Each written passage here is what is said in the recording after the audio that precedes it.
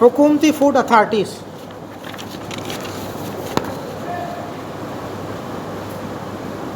اس کا تعارف یہ ہے کہ پہلے حلال کا مستقل شعبہ نہیں تھا، یعنی پاکستان کے اندر حلال انڈسٹری باقاعدہ موجود نہیں تھی. باقاعدہ کیا، بے قاعدہ بھی موجود نہیں تھی، موجود ہی نہیں تھی. اور جو فوڈ اتھارٹیز ہیں وہ کام کرتی تھیں. دو چیزیں الگ الگ ہیں، ایک ہے فوڈ اتھارٹیز، ایک ہے حلال سے متعلق شعبے، حلال فوڈ اتھارٹیز. فوڈ اتھارٹیز کا کام یہ ہوتا ہے کہ یہ دیکھنا کہ جو مختلف ہوٹلز ہیں یا جہاں پر بھی گوشت فروخت ہوتا ہے یا کوئی بھی فوڈ فروخت ہوتا ہے، کیا کھانے پینے کی چیزیں فروخت ہوتی ہیں، ان کا معیار کیا ہے، اور جو فوڈ کے حوالے سے ضوابط طے ہیں ان پر عمل کر رہے ہیں یا نہیں کر رہے، کوئی گندگی تو نہیں ہے. یعنی ٹیکنیکل سائٹ پہ کام کرنے والی فوڈ کے حوالے سے اتھارٹیز، جس کا حلال سے اتنا تعلق نہیں ہے. اور آپ پڑھتے بھی ہوں گے اخباروں میں اور دیکھا بھی ہوگا کہ مختلف اتھارٹیز چھاپے بھی مارتی ہیں، فلاں ہوٹل پہ چھاپا مار دیا، فلاں کمپنی پر چھاپا مار دیا. وہ فوڈ اتھارٹیز ہوتی ہیں جن کا کام حلال کو اتنا دیکھنا نہیں ہے جتنا ٹیکنیکل سائٹ کو دیکھنا ہے. حلال کو بھی دیکھتے ہیں لیکن صرف حلال کو نہیں دیکھتے. مثلا کسی جگہ چھاپا مارا، پتہ چلا کہ وہاں گدھے کا گوشت فروخت ہو رہا تھا، وہ فوڈ اتھارٹی نے چھاپا مارا اور ان پر کارروائی کی اور ان کو جرمانہ کیا اور جیل میں ڈالا. فوڈ اتھارٹی یہ بھی چھاپے مارتی ہے، لیکن چونکہ وہ ٹیکنیکل سائڈ ہے، زیادہ تر اس کا کام یہ ہے کہ جو ضابطے ہیں صفائی ستھرائی سے متعلق، اور کوئی غیر معیاری چیز تو کسی پروڈکٹ میں نہیں ڈالی جا رہی، اس طرح کے جو امور ہیں یہ دیکھنا. تو جب تک حلال انڈسٹری وجود میں نہیں آئی تھی تو فوڈ اتھارٹیز تو تھیں. مختلف صوبوں کی فوڈ اتھارٹیز ہیں، ہر صوبے کی ایک سرکاری فوڈ اتھارٹی ہوتی ہے. Sindh food authority, Punjab food authority, Balochistan food authority, Khyber Pakhtunkhwa food authority, یہ تو تھیں. اور اب اس میں مزید ترقی ہو گئی. پہلے بلوچستان کی نہیں تھی، اب بلوچستان کی بھی وجود میں آ گئی. تو یہ اتھارٹیز تھیں. اور وزارت سائنس اور ٹیکنالوجی کے تحت یہ اتھارٹیز کام کرتی ہیں اور کر رہی تھیں. اور اس کے علاوہ حلال انڈسٹری سے پہلے اس سطح پر کام تھا کہ مختلف یونیورسٹیز میں حلال فوڈ ڈپارٹمنٹ قائم تھے، اب بھی قائم ہے. جہاں حلال صرف فوڈ ڈپارٹمنٹ قائم تھے، حلال نہیں، فوڈ ڈپارٹمنٹ قائم تھے جہاں پر ٹیکنیکل سائٹ کو پڑھایا جاتا تھا، اور آج بھی پڑھایا جاتا ہے. حلال بھی اس کا جز ہوگا لیکن خالصتاً وہ حلال کی بنیاد پر قائم نہیں ہے. جس طریقے سے ہم یہاں گفتگو کر رہے ہیں حلال سائٹ پر اور شریعہ سائٹ پر، اور ٹیکنیکل سائٹ پر گفتگو نہیں کر رہے لیکن کبھی کبھی کر لیتے ہیں، تو وہاں بھی اسی طریقے سے ہے کہ وہ حلال کو بھی ڈسکس کر لیتے ہیں لیکن ان کی بنیاد حلال نہیں ہے، وہ ٹیکنیکل سائڈ ہے. پاکستان میں حلال انڈسٹری وجود میں آئی سن 2000 کے آس پاس، سن 2000 کے آس پاس. اس سے پہلے حلال انڈسٹری نہیں تھی اور حلال فوڈ کے باقاعدہ اس طرح ادارے نہیں تھے. ٹیکنیکل تو تھے، حلال کے نہیں تھے. پھر اس کے بعد ملکی سطح پر 2 حلال سے متعلق ادارے قائم ہوئے. سرکاری سطح پر جو سرکار نے قائم کیے وہ 2 ادارے تھے جو حلال کی بنیاد پر قائم ہوئے. ایک ادارہ تھا Pakistan standards and quality control authority, اور دوسرا تھا پاکستان نیشنل ایکریڈیٹیشن کونسل. پہلے ادارے کو پی ایس کیو سی اے معروف ہے، پی ایس کیو سی اے. دوسرا پنیک بھی معروف ادارہ ہے، پی ایس کیو سی اے اور دوسرا ہے پنیک. دونوں ادارے معروف ہیں. یہ دونوں وزارت سائنس اور ٹیکنالوجی کے تحت کام کرتے ہیں. پہلا ادارہ جو ہے پی ایس کیو سی اے، اس کا کام ہے قانون سازی کرنا، حلال سے متعلق اسٹینڈرڈ وضع کرنا اور قانون سازی کرنا،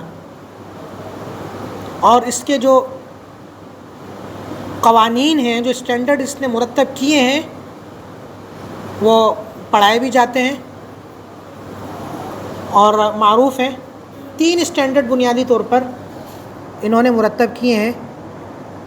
ایک ہے حلال تصدیقی اداروں کے لیے، جو حلال کی تصدیق کرنے والے ادارے ہوں گے.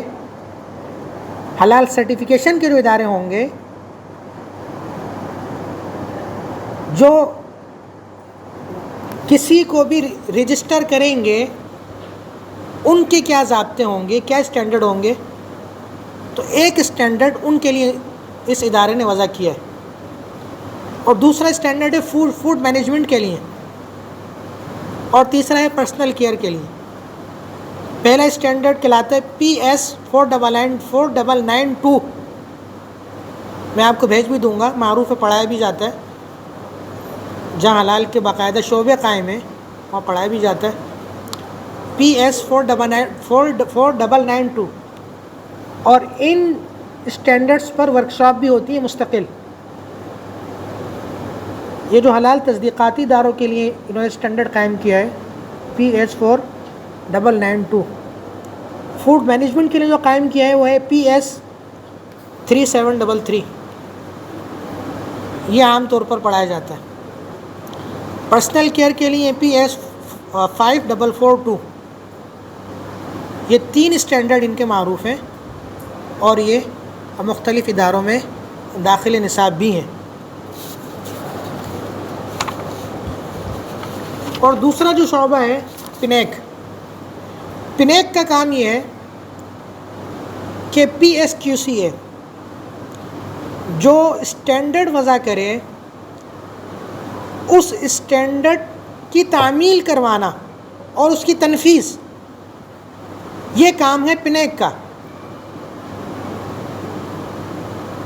قانون سازی کام ہے پی ایس کیو سی اے، جو پہلا ادارہ ہے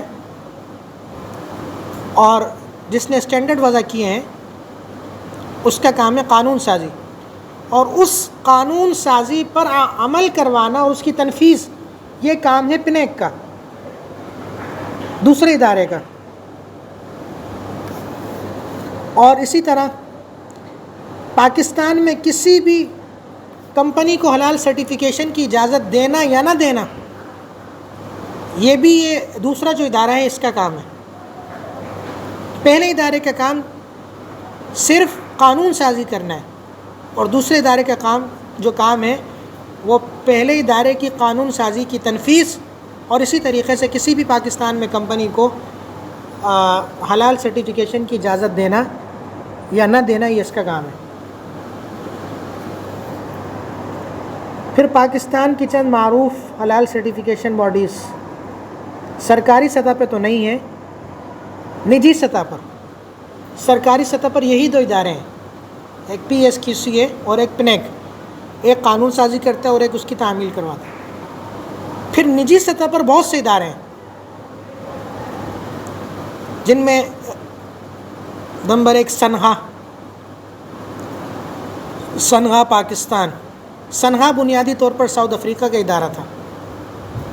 پھر پاکستان کے علماء کو بھی انہوں نے تربیت دی، اور پاکستان میں بھی ان کا ادارہ کام کر رہا ہے، جس کے سربراہ مفتی یوسف عبدالرزاق، مولانا عبدالرزاق اسکندر صاحب رحمہ اللہ کے بیٹے وہ ہیں.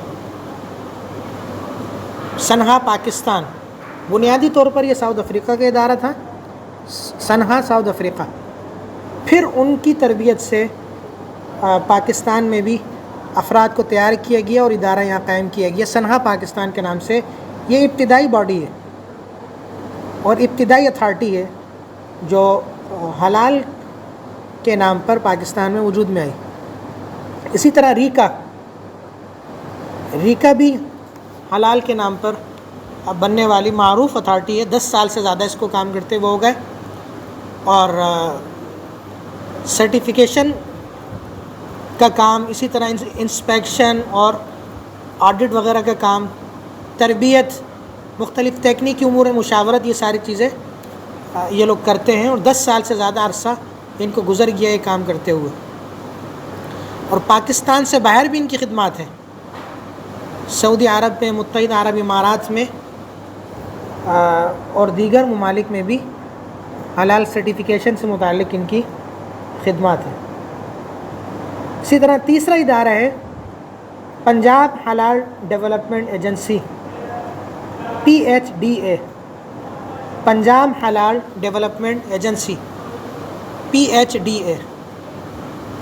یہ بھی حلال سے متعلق ادارہ ہے اور اس کے یہی کام ہے، سرٹیفیکیشن، آڈٹ، انسپیکشن، تربیت، مختلف تکنیکی امور وغیرہ دیکھنا ان کا کام ہے. پنجاب حکومت کا یہ ادارہ ہے. اسی طرح چوتھا ادارہ ہے ہائرک.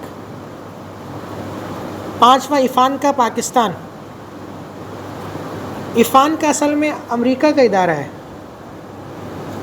جس طریقے سے سنہا ساؤتھ افریقہ کا تھا لیکن پاکستان میں بھی کام کرتا ہے. اسی طرح ایفانکا اصل میں تھا امریکہ کا ادارہ لیکن پاکستان میں بھی کام کرتا ہے. ایفانکا مخفف ہے Islamic food and nutrition council of America. Islamic food and nutrition council of America, نام سنا ہے کبھی؟ ہاں. ایفانکا پاکستان میں بھی کام کرتا ہے. چھٹا ہے ہارک، حلال آگاہی و تحقیقاتی کونسل.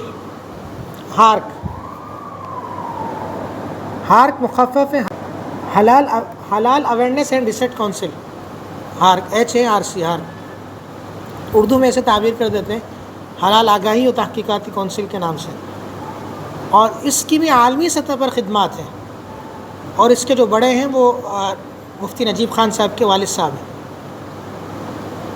اور ان کے والد صاحب تو بوڑھے ہو گئے، چلاتے مفتی نجیب خان صاحب بھی ہیں. اور عالمی سطح پر ان کی خدمات ہیں. اور ان کے ادارے کا تعارف ان کی کتاب کے اندر بھی لکھا ہوا ہے، فقہ الحلال کے نام سے جن کی کتاب ہے، اس میں ان کے ادارے کا اول تا آخر تعارف موجود ہے. اور کن کن عالمی اداروں کے ساتھ ان کے روابط ہیں اور سرٹیفیکیشن ان کو حاصل ہے، وہ سب انہوں نے اس میں لکھ دیا ہے. ساتواں ادارہ ہے حلال فاؤنڈیشن. جامعۃ الرشید کا ذیلی ادارہ ہے یا ذیلی شعبہ ہے حلال فاؤنڈیشن. اس کی بھی بڑی خدمات ہیں اور ان کے پاس بھی حلال کے حوالے سے کافی افراد ہیں اور ٹیکنیکل افراد بھی ہیں.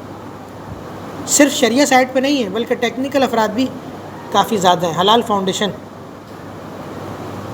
آٹھواں ادارہ ہے منہاج القرآن انٹرنیشنل. ڈاکٹر طاہر القادری کا ادارہ ہے اور اس کی بھی حلال کے حوالے سے بڑی خدمات ہیں. منہاج القرآن انٹرنیشنل.